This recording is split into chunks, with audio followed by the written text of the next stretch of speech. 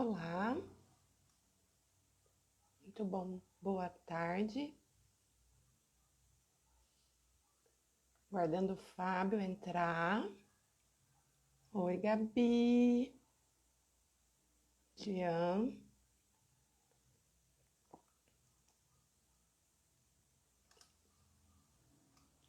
Hoje a gente vai conversar um pouquinho sobre pesquisa e principalmente no âmbito da pós-graduação. Estou aguardando o Fábio entrar. Gabriel.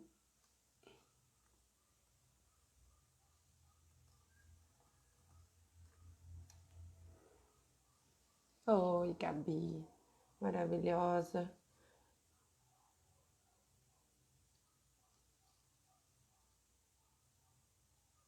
A gente vai conversar um pouquinho sobre o conceito de vulnerabilidade, tanto na psicologia quanto no direito, principalmente para pensar a questão do acesso ao ensino superior, às pesquisas de mestrado e doutorado, né? Quais são os elementos que a gente precisa pensar tanto em termos de acesso para outros lugares, quanto a gente precisa pensar também para o acesso após em outros contextos distintos, né, do seu contexto.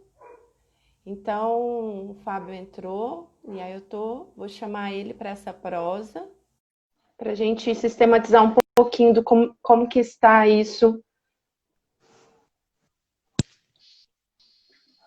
Oi, meu amigo. Tudo bem, minha amiga? Sim. Tá me ouvindo direitinho? Sim, a sua imagem está travando um pouco. Será que é internet? Não sei. Vamos conferir aqui.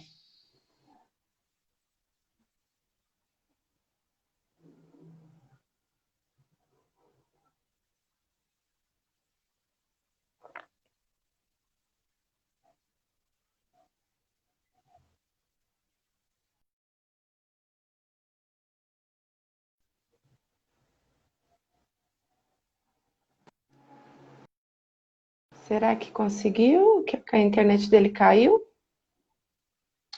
Vou chamar de novo.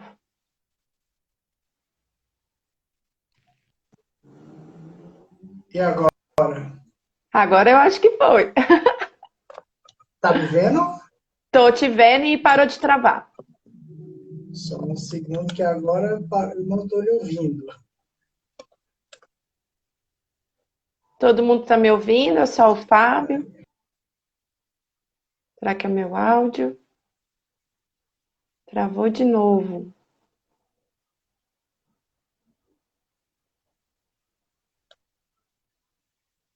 A internet do Fábio tá travando.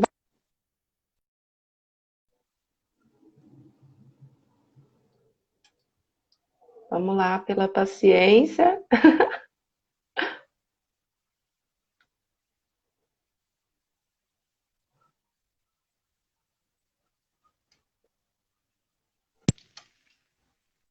Agora eu estou lhe ouvindo e acho que estou lhe Ah, vendo. Tá, ai, que agora ótimo! melhorou. Eu quero contar para vocês, estou retribuindo um café que o Fábio me fez alguns meses atrás. E bem, Ó, estou com o meu aqui. sim, já estou me preparando para te ouvir e beber um café. Eu estou principalmente bem curiosa nesse momento, relacionada às questões sobre o conceito de vulnerabilidade, mas eu acho que esse conceito traz para a gente uma implicação de pensar até mesmo quais são as condições de acessar o ensino superior e principalmente para quem tem interesse de fazer pesquisa, não só pelo interesse formativo, mas principalmente pelo interesse na carreira acadêmica. Então, eu acho que a nossa conversa hoje pode trazer tanto elementos de elaboração para a gente como pesquisadores, né? Mas também pode trazer alguns elementos para quem almeja fazer pesquisa no futuro, né? Até mesmo para Com se certeza. preparar durante a graduação, né? Pensar principalmente o que significa a pesquisa em termos do curso das nossas vidas, né? Porque eu acho que tem uma questão importante no nosso tema hoje, que é a questão migratória, é uma condição permanente da humanidade, né? Ela sempre esteve buscando outros lugares. A migração acadêmica, que é um fenômeno mais contemporâneo, ela se dá também pela via da necessidade de interlocução, tanto com temas, né, que você pode ter interesse em um autor que você leu na faculdade, ou leu um livro, e aí você busca onde ele trabalha para ser orientado por ele. Então, mas ao mesmo tempo pode ter um interesse de mudar de áreas, de trabalhar um pouco em outras universidades, ver como é que é possível fazer pesquisa em outros lugares, sempre pensando qual que é a sua pergunta, né? Então, tanto sua pergunta de vida quanto sua pergunta de pesquisa. Acho que temos várias questões existenciais para a nossa pauta de hoje.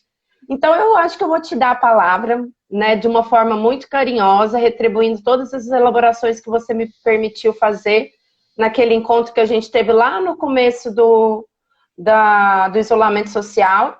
E aí você tem a palavra para fazer a sua fala inicial, principalmente porque você é pesquisador desse conceito e está vivenciando isso como doutorando do programa de pós-graduação em Direitos Humanos e Democracia, né? Na Universidade Federal do Paraná. Então é com você e eu vou tomar meu café. Tá ótimo. Eu tô com meu café aqui também, pessoal.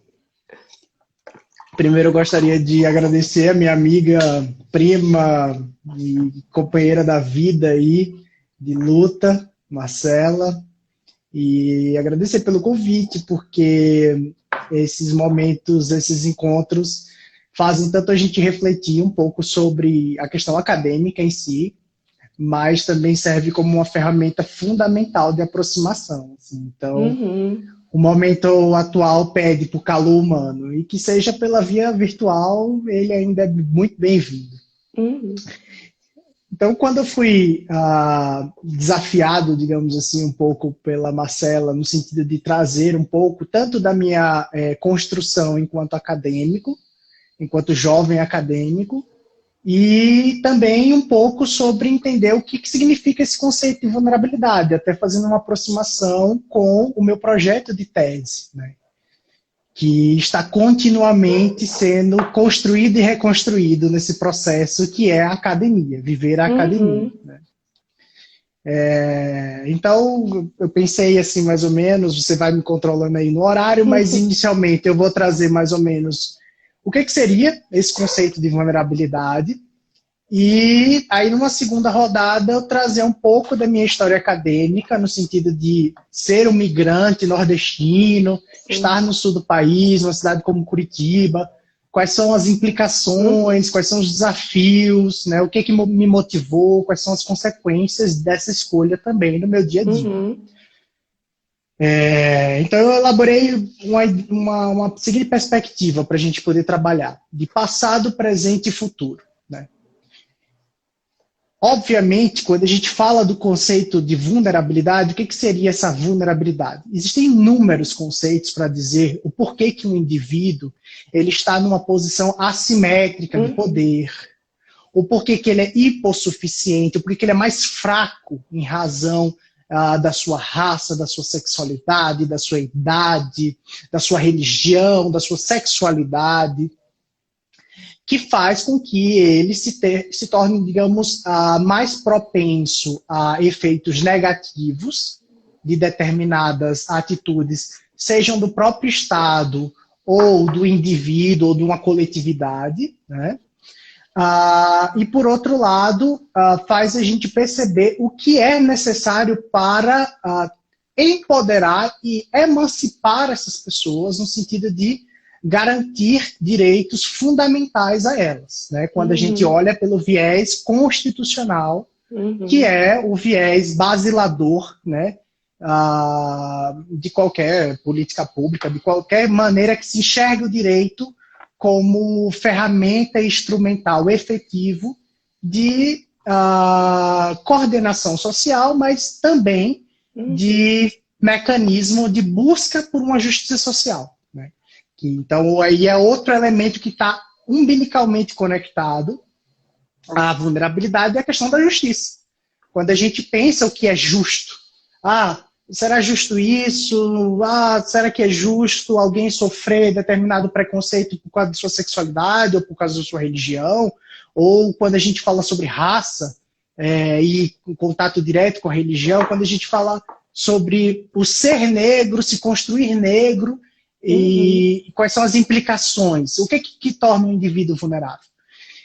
E aí, obviamente, passado, presente e futuro, eles estão sobrepostos, né? Então, quem está nos ouvindo aí, precisa entender que as causas do passado dão ensejo para o nosso presente e colocam em perspectiva o nosso futuro. Então, o que a gente entende de vulnerabilidade está antes de nós, está continuamente através de nós, e vai ainda ser depois de nós. Né? Então, para poder substancializar e dar materialidade para as pessoas poderem entender um pouco melhor, eu peguei o passado. E peguei dois elementos que podemos visualizar essa questão da vulnerabilidade. Um deles é a questão da raça. Né? E aí, obviamente, a gente tem vamos dizer, um olhar específico na questão da raça, principalmente no Brasil, pela questão do racismo estrutural, né? Contra pessoas pretas, contra pessoas negras, né? E um outro elemento é a questão da idade, quando a gente olha para crianças, adolescentes e idosos. Então, o que eu quero falar quando eu falo sobre passado na vulnerabilidade? É que quando a gente fala sobre negritude, quando a gente fala sobre raça, por exemplo, e nós aqui como 2 estudantes brancos, pesquisadores, já estamos numa posição assimétrica, né? Sim. Enquanto poder de fala, poder de capacidade, inclusive, de dialogar, né? Então, quando a gente fala sobre raça e vulnerabilidade, a gente fala sobre uma dívida histórica. Quando a gente fala sobre vulnerabilidade, a gente quer dizer que o Brasil foi o último país a abolir a escravidão no mundo. Então, quando a gente fala sobre isso, a gente está falando sobre um histórico de vulnerabilidade, que é sobreposto dia após dia. Sim. Intergeracionalmente. Bisavós, avós, mães e filhos. Sim. O olhar de vulnerabilidade para com indivíduos com a cor preta, e isso não parte só da sociedade civil. O próprio olhar do Estado, né, traz essa assimetria de poder, de voz, de fala, de capacidade, de articulação. Né? É só a gente olhar para a nossa principal corte, a nossa Suprema Corte atualmente, e a gente perceber que não há negros. Não há, né, desde da aposentadoria de Joaquim, do ministro Joaquim, é isso. Então, é impossível dizer que numa população brasileira que possui mais de 50% dos seus indivíduos autodeclarados como negros, né, nós não termos dentro das estruturas de poder indivíduos que façam voz e representatividade disso. E aí, quando a gente fala de um outro elemento, que é a questão da idade, logo a gente pensa, será que, por que eu estou falando de vulnerabilidade? Será que é a questão de violência familiar, quando a gente fala de crianças contra idosos? Também, mas não só isso. A vulnerabilidade, ela é tanto naturalizada, no sentido de dizer que crianças e adolescentes, quando se diz, por exemplo, no último caso em relação à menina, sobre a possibilidade de haver o aborto, não, muito se discutiu, né, inclusive de grupos conservadores. Qual é o olhar que nós estamos dando para essa menina? Qual é a perspectiva que a sociedade está oferecendo para ela? Porque, obviamente, ela é um indivíduo num estado de vulnerabilidade máxima, né? Porque a gente tem uma outra questão, como a professora Flávia Piovesan bem fala, que é a hipervulnerabilidades ou a somatização de vulnerabilidades. que é justamente quando você tem várias vulnerabilidades sobrepostas. Então, você não é só negro, você é mulher, você é lésbica. Então, você vai aumentando o grau de vulnerabilidade a partir dos seus elementos constituintes enquanto indivíduo. Sim. Então, quando a gente vê a questão de uma garota de 10 anos e as pessoas estarem questionando se é possível ou não, apesar de constitucionalmente a gente ter esse direito garantido, e isso é muito importante dizer, para evitar perspectivas meio nebulosas acerca de um tema que já é estruturado, né? E evita também uma certa flexibilização no olhar perante direitos humanos, né? Que é o que não se pode ter em relação à vulnerabilidade atualmente. Sim. Então, a questão da idade, quando a gente olha para idosos, não é só a questão de o idoso ele pode ser ludibriado, mas é as limitações naturais, né, que aí eu acho interessante utilizar essa palavra limitação, e não, por exemplo, quando a gente fala sobre deficiências, porque limitações todos temos. No sentido de que se você for paraplégico, você vai ter uma limitação. Se você tiver com o braço quebrado, você vai ter uma limitação. Se o idoso tem uma série de limitações em razão da idade, tanto o Estado como a sociedade civil precisa ter um olhar para ele diferenciado, mas não no sentido de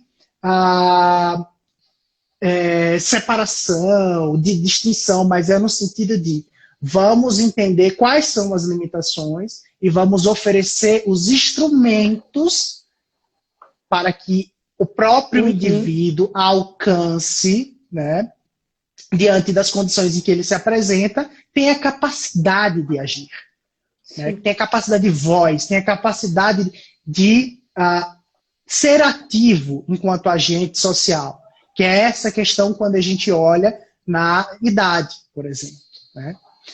E aí a gente vem para o presente, né?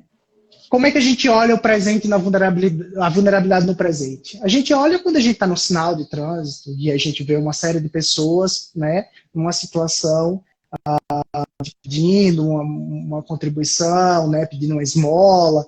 A gente vê quando a gente vê uma criança no jornal, né, sem um cobertor, e aí a gente olha, nossa, que difícil aquela situação. Ou a gente olha para o Nordeste, muitas vezes, né, que geralmente, infelizmente, a mídia muitas vezes tem uma relação um pouco complicada com o Nordeste, de pautar em dois aspectos, né, ou férias ou seca, ou miséria ou férias. Né? Mas, então, a vulnerabilidade você enxerga assim. Mas o que significa olhar para a vulnerabilidade no sentido de entender que não basta apenas ter um papel filantrópico. E aí a gente tem que ter um cuidado. A filantropia ela é essencial, porque é aquele velho verbete, né, político, quem tem fome tem pressa. Mas ainda assim, ela não pode ser condicionante nem limitante. A filantropia, ela tem níveis de acesso, ela tem níveis de penetração social no sentido de ajuda. Mas o mais interessante da gente enxergar a vulnerabilidade não é ter pena do indivíduo. É entender quais são as condições em que ele se encontra e pensar de que forma a gente vai capacitar ele a ter acesso aos direitos fundamentais. Sejam eles o direito à educação, direito à saúde, direito ao lazer, direito à cultura, e eles são inalienáveis e insubstituíveis. Qualquer política que ofereça um direito em detrimento ao outro é uma falsa política.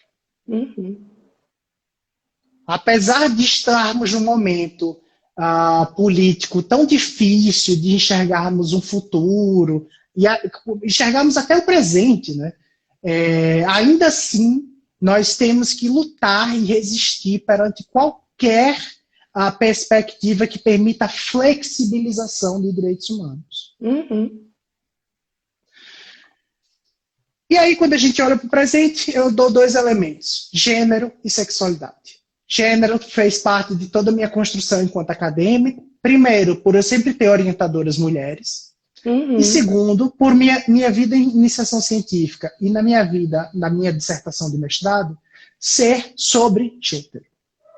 Quando a gente pensa sobre vulnerabilidade, por exemplo, e na perspectiva do gênero atualmente, como até na nossa própria live a gente anteriormente tinha comentado, sobre as dificuldades de ser mulher num momento como o da pandemia.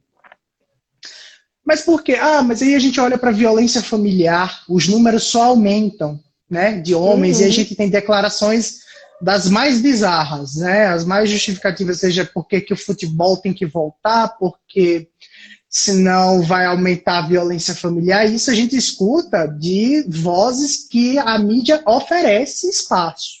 Uhum. Mas além da violência familiar, que, digamos, seja o hiperpotencializador, né, da agressão aos direitos humanos, você tem a sutileza da vulnerabilidade. O que seriam essas sutilezas? Uma professora pesquisadora que tem um filho em casa.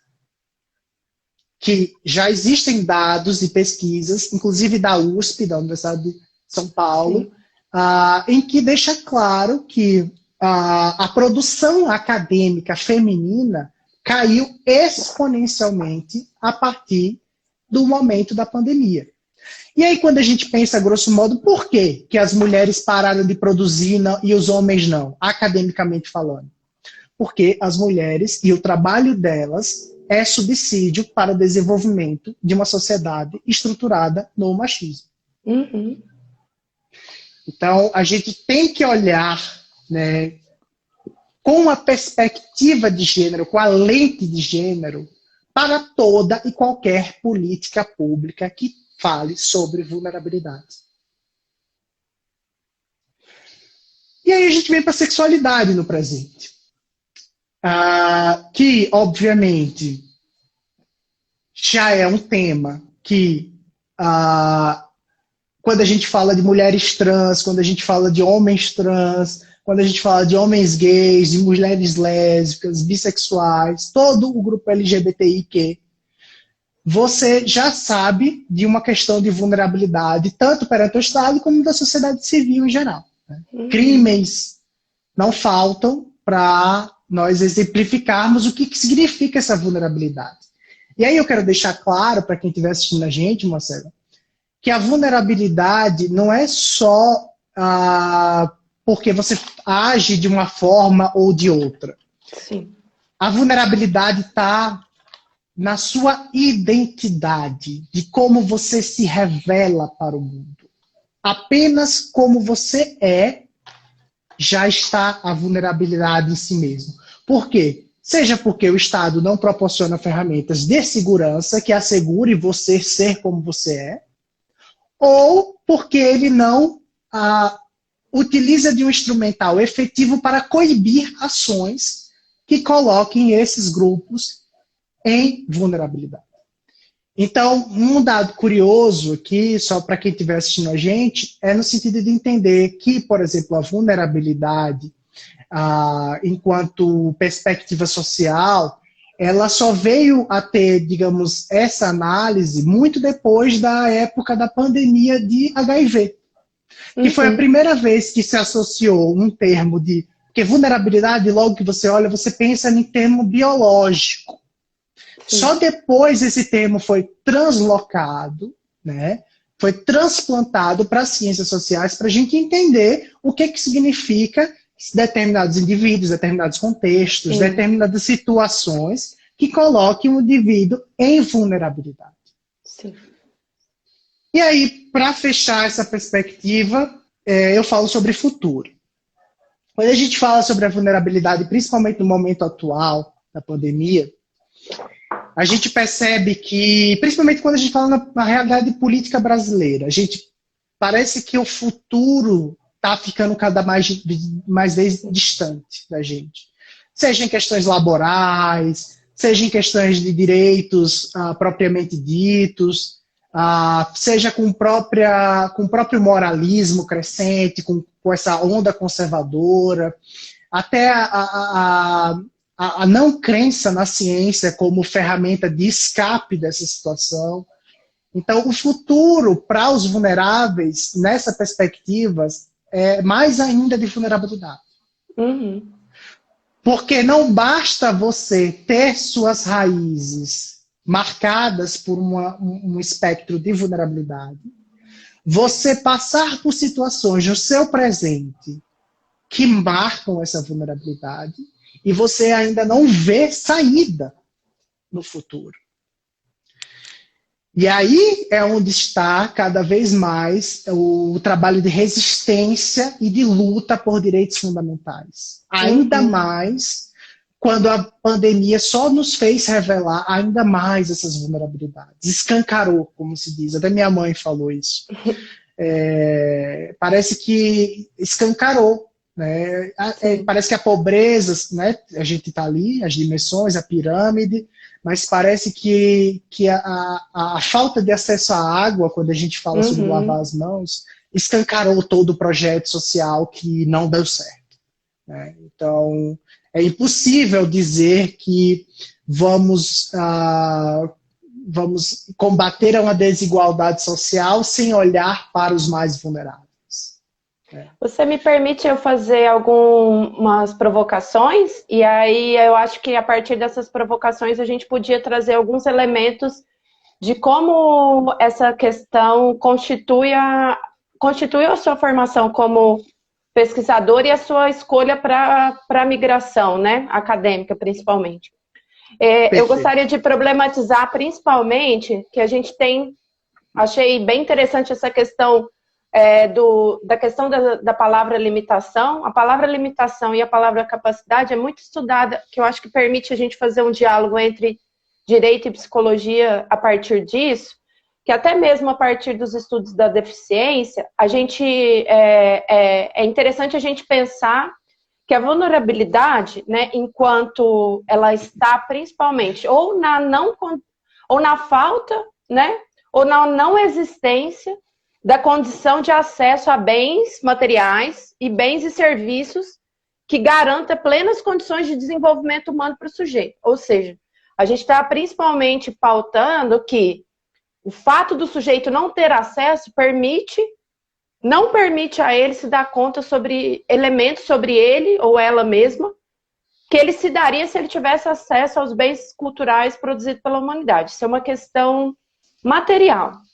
Nesse aspecto, quando a gente está falando de pós-graduação e falando de processo da migração acadêmica, principalmente, a gente tem tanto um movimento de interesse anterior, que a gente já falou, da pessoa buscar quem ela tem interesse, mas também tem uma questão de necessidade, né? Nem todas as cidades brasileiras têm programas de pós-graduação reconhecidos. Pode ter programas reconhecidos, mas pode chegar ao ponto de não ter bolsas disponíveis. Então, vários outros elementos que vão atravessando a isso. Então, pensando no Fábio, né, homem, nordestino, sergipano, né, morador de Aracaju, o que trouxe para ele, né, a partir desse processo, de pensar justamente na necessidade de buscar, porque você trouxe toda a história do conceito de vulnerabilidade e na história do conceito que você trouxe, tiveram as pessoas que te permitiram alcançar esses entendimentos. Orientadores, no caso, orientadoras, né? A gente precisa demarcar que isso, né? Essa discussão também está pautada a partir da inserção da mulher na ciência, né? O quanto determinadas questões de cuidado humano foram as mulheres, são as mulheres que produzem em sua maioria, conhecimento sobre isso. Então, de que forma que essa história do conceito traz a história do próprio Fábio, e aí demarcando principalmente a questão da pesquisa, do acesso à pesquisa, que você sai de Sergipe e vem para o sul do Brasil. Então, vamos deixar claro para nós, né? Entre nós, vamos fazer de conta que ninguém está nos assistindo. Nordeste, sul do Brasil. E aí, que elementos que a gente pode amarrar, principalmente numa tentativa de produzir algo que pode colaborar para quem estiver assistindo, para pensar no seu próprio movimento de ir para a pós-graduação, né? Quais são esses determinantes que constituem esse acesso à pesquisa. Lembrando que para ser a profissão pesquisador não tem uma regulamentação no Brasil diretamente, então você precisa se candidatar para uma vaga para ser professor, e nessa vaga que te permite exercer a função da pesquisa. Então a busca por uma carreira acadêmica está almejando isso, né? E aí, como é que é para você, na sua história, esses apontamentos que eu fiz?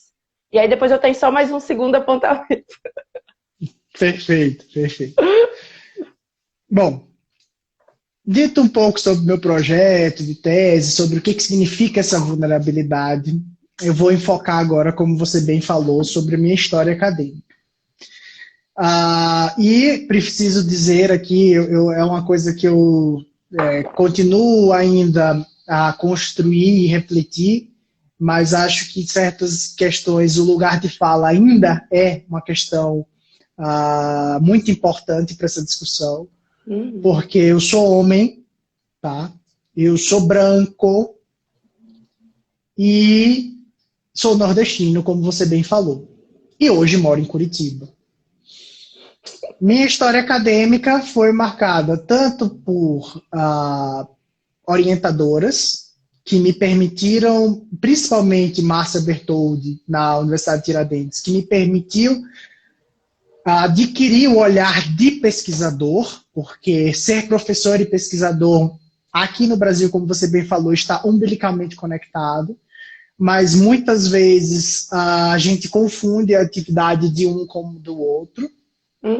Claro que elas se agregam e se sobrepõem, mas ela me permitiu ter esse olhar, né? Agora, falar enquanto migrante nordestino impõe sérios desafios. Primeiro, porque não foi um processo barato. Desde sempre tive apoio e estrutura familiar que me permitiu ter acesso a esses centros de conhecimento, inclusive a processos seletivos. Apesar de o Estado ter tido um papel essencial em toda essa trajetória. Eu fui bolsista de iniciação científica, PIBIC. No mestrado eu fui bolsista CNPq. Então, eu fiz meu mestrado numa universidade particular, na PUC Paraná, que não tem uma mensalidade barata. Então, a gente já tem que partir dessa lógica de que existem desafios de ordem econômica. Existem desafios de ordem de pesquisa, enquanto pesquisador, tanto de buscar centros de ensino que ofereçam aquilo que você quer pesquisar, com o enfoque que você quer pesquisar, que na minha época era de direito ambiental, e não existia, por exemplo, logo quando eu saí de Sergipe, foi lançado o primeiro mestrado interdisciplinar na Universidade de Tiradentes. Já havia um mestrado em direito, mas não há doutorado até hoje. Então, e isso é muito significativo para quem esteja olhando, porque, de fato, há uma assimetria de condições e de acesso a centros de pesquisa, como programas de pós-graduação, que o Sul tem à vontade. Quando a gente fala, por exemplo, num lugar como Curitiba, existem inúmeros programas de pós-graduação e inúmeras faculdades. E quando a gente olha para Sergipe, é o menor estado do Brasil. Sim, é o menor. Mas quando a gente olha para Nordeste, para Norte, inclusive para o Norte, a quantidade de programas de pós-graduação cai absurdamente. Então, assim, a concentração do cenário acadêmico ainda corre pelo Sul e pelo Sudeste. E isso impõe uma barreira institucional, claro. Se você não tem como fazer, você tem que vir para cá. Então, tem desafios de ordem econômica, tem desafios de ordem familiar, tem desafios de ordem de pesquisa, né? Porque não que o olhar da pesquisa, eu fui criado enquanto pesquisador por uma sulista, uma migrante também de Bagé, do Rio Grande do Sul, mas a vivência enquanto academia é bem diferente. Né? Hoje eu estou na Universidade Federal do Paraná, que é a universidade mais antiga do Brasil. Então, quando a gente olha para o programa de pós-graduação em Direito da Universidade Federal do Paraná, a gente tem 60 professores vinculados. Então, isso lhe impõe tanto um desafio de ordem de pesquisa, de acesso a material, de acesso a redes internacionais de pesquisa. Quando a gente fala de doutorado sanduíche, de mestrado sanduíche, eu gostaria de fazer uma pesquisa fora. Dificilmente, claro, você tem a UFBA, você tem a Federal da Paraíba, há uma crescente. Mas, principalmente nos últimos anos, quando a gente fala, por exemplo, de redução do investimento na educação, a gente tem que entender que essa redução, ela não é igualitária.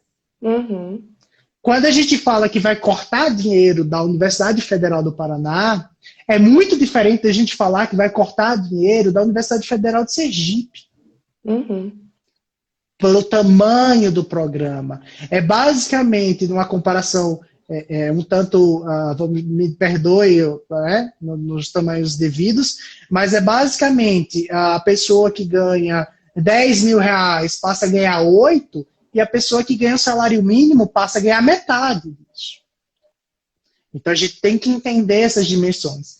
Então, além de ser migrante nordestino, eu digo, por exemplo, vim para uma cidade como Curitiba, que é uma ótima cidade, que tem uma qualidade de vida espetacular, que me proporcionou uma universidade de ponta com profissionais e professores gabaritados que estão no mundo todo e ao mesmo tempo estão aqui. Mas, ao mesmo tempo, a gente sente dentro da estrutura desafios, tanto de ordem, não sei se seria natural, mas no sentido de falta de vivência de pessoas de fora aqui, por exemplo. Mas, por exemplo, eu já tive situações em que eu fui questionado em processo seletivo se eu tinha condições de vir fazer um programa de pós-graduação aqui. Então, é impossível falar que não tem um olhar que, com um certo... não tem como falar, mas com um certo preconceito para algumas atitudes e para algumas vivências e para algumas naturezas. Sim. Então, o olhar que eu dou, o conselho que eu dou para as pessoas, que foi o que eu busquei nesse processo, eu fiz processo seletivo em Santa Maria, no Rio Grande do Sul, eu passei lá, eu passei aqui em Curitiba e optei por aqui. Mas existem enormes desafios no sentido de sociedade muito diferente, muito diferente. A visão de mundo das pessoas é muito diferente, mas que permite aproximações, obviamente. Sim. Mas em termo acadêmico, quando você enxerga a vulnerabilidade, é a todo momento que acha o seu sotaque fofo.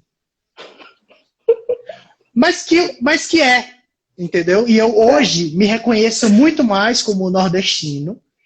Literalmente, eu vou falar a você que em Curitiba eu me descobri nordestino. E o que eu digo para quem, por exemplo, possivelmente tem o sonho de fazer um outro programa de pós-graduação, ir para outro lugar, é no sentido de se desafiar a conhecer o novo, se desafiar a apresentar o novo e também de resistir. Sim. Resistir enquanto identidade, enquanto voz, enquanto história e entender que as assimetrias de poder existem, mas elas podem ser combatidas. Sim. Eu me revelo enquanto nordestino. Isso, eu acho que isso é um ponto bem importante para entender a questão da migração, né? O quanto ela vai definir no curso. Ela não define só momentaneamente a realização da pesquisa, ela define o curso da vida do sujeito. E aí a busca é por uma identidade, mas uma identidade que constantemente ela está sendo encontrada com a diferença cotidiana, seja a diferença do tempo e do espaço, seja uma diferença no âmbito da linguagem, que eu acho que fica muito característico pela diversidade de sotaques no Brasil e da forma de expressar a fala, o quanto é importante a gente pensar que a gente nem se apresenta para o sujeito e ele já coloca você como um sujeito de um não lugar, né? E aí, de como que isso vai atravessando as suas próprias dores e reconhecendo que você tem que lidar com essas dores, porque você tem uma busca por uma identidade naquele momento para ser realizado, né? Você tem um projeto para ser realizado. Enquanto pesquisador em si só, né? Exato. Porque e aí, numa formação essas dimensões profissional, afetam diretamente. E aí, nesse processo, o quanto é significativo a gente fazer uma amarração possível em relação à vulnerabilidade, que aí eu até te faço uma provocação para conversas que a gente pode ter em continuidade nos nossos outros espaços, que é a palavra capacidade, né? Que eu acho que a todo momento, eu acho que até na via da migração acadêmica, a gente sempre se defronta com a capacidade posta, porque a gente problematiza muito a questão do capacitismo na subjetivação. E eu acho que é bem importante a gente cuidar de usar a capacidade como um conceito simples. E, na verdade, ela é uma palavra complexa. Porque quando eu trago a capacidade para o meu discurso, mesmo que eu não queira, eu estou colocando que há capacidade como não há capacidade. Então, o quanto que quando a gente está no âmbito da seleção de programas de pós-graduação, sempre há uma capacidade pré-estabelecida, velada, sujeitos que se formaram naquele espaço. E aí, a história desses sujeitos formados naquele espaço, ela já coloca aqueles sujeitos em lugares distintos do seu lugar que você está. Porque aí a entrevista, todo o processo seletivo, ele já vem perguntando de onde você é. O que você está fazendo aqui? Ao invés da gente pensar principalmente no âmbito, você tem plenas condições de fazer um projeto de pesquisa? Você sabe o que é um problema de pesquisa? Então, quanto antes mesmo de entrar dentro do âmbito acadêmico, a gente já tem um movimento de segregação dos sujeitos que são do lugar e sujeitos de não os lugares, né? Eu tenho uma expressão que eu sempre escutei, que eu acho que faz muito sentido para você também, pela sua história, que eu conheço muito próxima, é que a pessoa fala que ela migra para outro espaço, para outra cidade, porque ela não tem raízes, né? Não tem raízes. A Marcela vai pipoca, né? Vai pipocando para os lugares. E aí a gente vai escutar... do mundo. Cidadão do mundo, cidadão de lugar nenhum, né? Porque é do mundo, não é de lugar nenhum. Então, o quanto isso vai definindo até mesmo os enfrentamentos, e a gente tem um enfrentamento bem significativo na pós-graduação, como tem na graduação também, que é a saúde mental dos estudantes e das estudantes e dos pesquisadores e das pesquisadoras, porque a gente ainda nem entrou no âmbito da produtividade. Você trouxe um dado bem significativo, que é a diferença de produtividade para mulheres, mães, em detrimento de homens. Eu tenho uma conhecida da minha cidade que ela fala assim, enquanto meu marido produziu 50 artigos nos últimos anos, eu não consegui produzir nenhum. No máximo, eu entreguei a tese. Então, de que forma que ser pesquisador e ser pesquisadora no Brasil e nos programas de pós-graduação está imputado também a determinados pesquisadores e pesquisadoras, né? Porque também atravessa a mulher perguntas do tipo, você não vai ter filho durante o doutorado, ou você não vai ter filha durante o doutorado. Exatamente. Como se o curso da vida fosse interrompido pelo curso próprio da pesquisa, né? Então, é essa outra provocação que eu gostaria de trazer para você em relação à capacidade. E aí eu queria, para a gente caminhando para o desfecho, né, de você trazer principalmente nesse seu lugar de ser nordestino, no jeito de andar, no jeito de falar, no jeito de se expressar, de organizar suas ideias, pelo próprio cuidado que você tem com as suas pessoas, com a sua origem, com São João, com a praia, né? De ser... E aí de você trazer uma síntese para o encerramento, e aí assim que você trouxer, eu também quero trazer a minha síntese mineira para a gente encerrar a nossa prosa. Pode ser? Pode sim, Marcela. Bom, sobre a questão de gênero, especificamente, isso fica claro, por exemplo, numa última disciplina do doutorado que eu tive. em que se tinha uma data para ser entregue todos os trabalhos finais, e de repente algumas alunas questionaram, inclusive para professoras mulheres, que se era possível aumentar o prazo em razão delas não estarem conseguindo produzir academicamente falando. E foi concedido, sim, em razão de uma questão de gênero. Né? E olha que a gente ainda está falando de mulheres numa posição privilegiada, no sentido de estar na academia, estar fazendo doutorado, serem professoras, serem bem-sucedidas profissionalmente, mas existe uma série de desafios próprios ao gênero que nós, homens, não enfrentamos. Sim. E sobre a questão acadêmica, né, só para fazer essa síntese, eu aconselho para quem esteja buscando novos horizontes, né, programas de pós-graduação, que procurem os possíveis orientadores, que né, há também uma falsa ideia de que porque você está numa Federal do Paraná, no Curitiba, isso por si só abre portas para todos, no sentido, numa perspectiva universal e não bairrista, como muitos se chamam em determinados locais. Essa universidade é bairrista, essa universidade não é bairrista.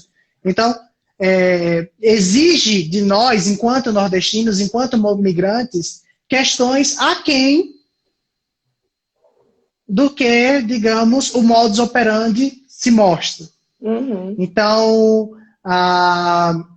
o nosso processo seletivo começa antes. Sim. Entende? Então, os desafios que se impõem são outros, de outras naturezas. A gente não é da cidade, e claro, obviamente, vice-versa, né? A gente tem que fazer esse asterisco de que possivelmente para alguém que vai de Curitiba, que vai para o Nordeste, vai encorar também desafios desse gênero. Sim. Mas é importante salientar que o Nordeste ainda é visto de um modo muito totalizante, que impõe desafios de ordem maior, né, de maior intensidade. Então, eu me deparei com uma situação em que olha, eu acho que vocês têm que buscar os grupos de estudo, vocês têm que buscar informações, buscar pontes. Mas o fato de você estar aí já mostra que a universidade não é bairrista. Não é bem assim. Porque o desafio começa antes do processo seletivo, durante o processo seletivo e depois do processo seletivo. Sim, com certeza. Desafios de ordem que de quem é natural não passa.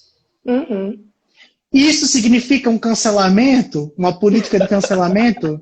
Não, pessoal. Não. Significa uma pessoa que precisa lutar e resistir contra a realidade dada. E para fechar mesmo em relação à vulnerabilidade,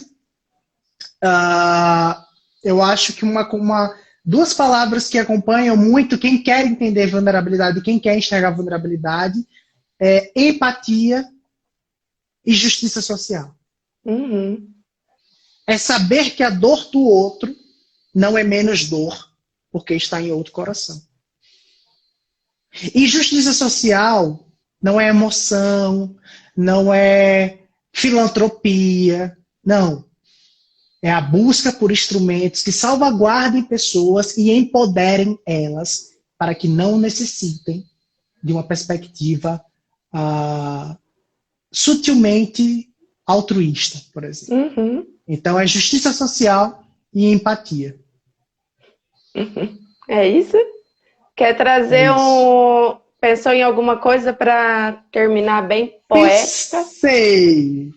Vou falar a você que eu gosto muito do Braulio Bessa, é um cearense que tem trazido o Nordeste, principalmente no programa da Fátima Bernardes, ele traz palavras muito bonitas, e eu acho que combina muito com o momento, que é orgulho de ser nordestino. Vamos oferecer isso para a avó Carmen Estela? Vamos sim, vovó que está me acompanhando aí, a Ju, tem muita gente acompanhando. Sim, então vamos lá. Bom, sou orgulho de ser nordestino. Sou o gibão do vaqueiro, sou cuscuz, sou rapadura. Sou vida difícil e dura. Sou o Nordeste brasileiro, sou cantador e violeiro. Sou alegria ao chover, sou doutor sem saber ler. Sou rico sem ser granfino, quanto mais sou nordestino, mais tenho orgulho de ser. Sou a enxada no chão, sou a jangada no mar, sou o leite no mucunzá, cozido no caldeirão. Sou as pernas do caucau, sou o sol do entardecer, a lua do anoitecer. Sou sereno fino, quanto mais sou nordestino, mais tenho orgulho de ser. Da minha cabeça chata, do meu sotaque arrastado, do nosso solo rachado e dessa gente maltratada, quase sempre injustiçado, acostumado a sofrer. Mesmo nesse padecer, eu sou feliz, desde menino. Quanto mais sou nordestino, mais orgulho tenho de ser. Terra de cultura viva, Chico Anísio Gonzagão, de Renato Aragão, Ariano e Patativa. Gente boa, criativa. Isso só me dá prazer. E tenho orgulho em dizer. Muito obrigado ao destino. Quanto mais sou nordestino, tenho orgulho de ser. Ai, que emoção. Eu acho que eu acho que tem uma coisa da questão da identidade do lugar que ela tá na carne, né? Ela emociona porque ela tá dentro da gente.